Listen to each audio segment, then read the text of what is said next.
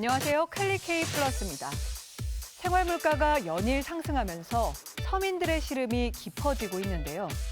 이런 가운데 정부는 치솟는 물가를 잡고 가중되는 민생경제 부담을 줄이기 위해 3조 1천억 원 규모 긴급 민생안정 프로젝트를 마련했습니다. 이번 서민 생활 안정을 위한 긴급 민생안정 10대 프로젝트는 서민 생활과 밀접한 먹거리, 생계비, 주거 3대 분야를 중심으로 적시 실행한 과제들에 초점을 두었습니다. 이번 대책으로 서민 체감 물가 부담을 줄일 수 있을지 자세히 알아보겠습니다. 이번 민생안정 대책은 무엇보다 장바구니 물가에 집중됐는데요. 밀가루, 식용유 같은 기본 원료 가격이 지난해보다 크게 올랐기 때문입니다.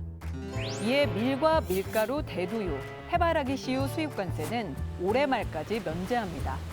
최대 25%까지 붙는 수입 돼지고기 관세 역시 5만 톤에 대해선 연말까지 0% 할당 관세를 적용합니다.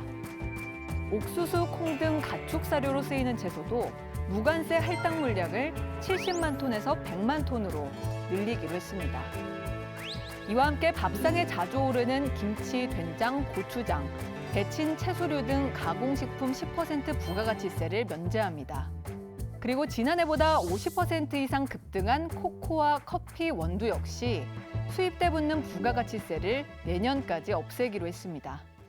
이러한 생활물가, 밥상 물가와 더불어서 교육비와 교통, 통신비 등 일상에 꼭 필요한 생계비 부담도 덜어주기로 했는데요.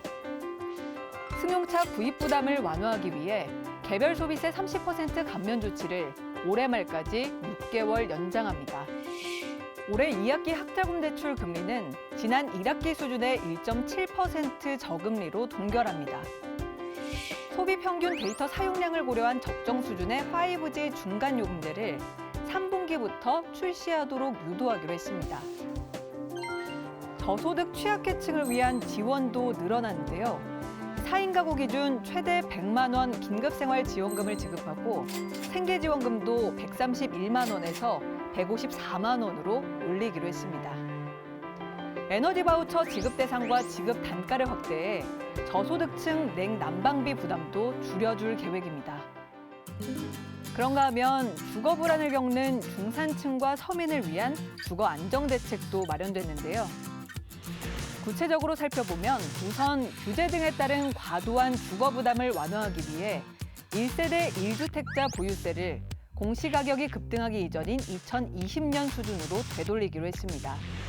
생애 최초 주택 구입 주택담보대출 비율 규제를 최대 70%에서 80%까지 완화합니다. 청년층 대출의 경우 총부채 원리금 상환 비율 산정에서 장래소득 반영폭을 확대할 예정입니다. 예를 들어 서울에 5억 원짜리 아파트를 구입하는 경우 대출 한도는 LTV가 60%면 3억 원인데 80%로 확대되면 4억 원으로 늘어나게 됩니다.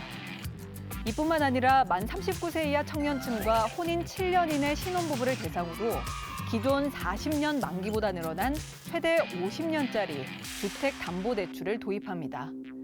만약 대출금리 4.4%로 5억 원을 대출받으면 월 상환액이 40년 만기의 경우 222만 원인데요.